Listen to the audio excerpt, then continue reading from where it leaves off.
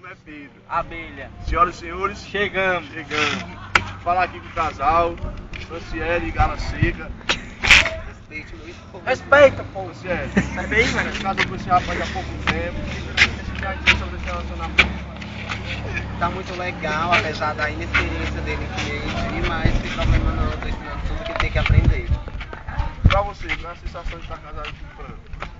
Porque o meio do rolo é 30 horas por dia. Que é bom demais. Quando eu tô doido, menino, ele corre porque senão eu estrupo ele. Quando eu pego, sai, pô!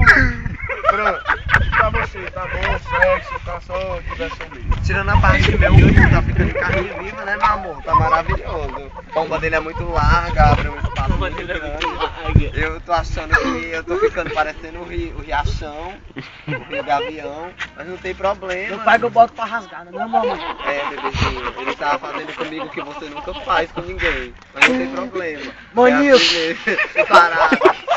Você tá pretendendo ter filhos? Eu já tô grávida de 3 meses, mas eu acho que não é dele, eu acho que é dele, o filho, porque sabe, né? Ó.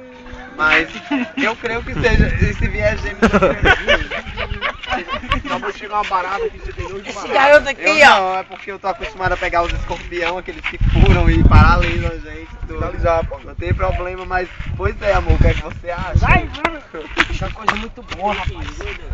E quando eu tô com a rola dura, rapaz, muito... É o rico das codornas.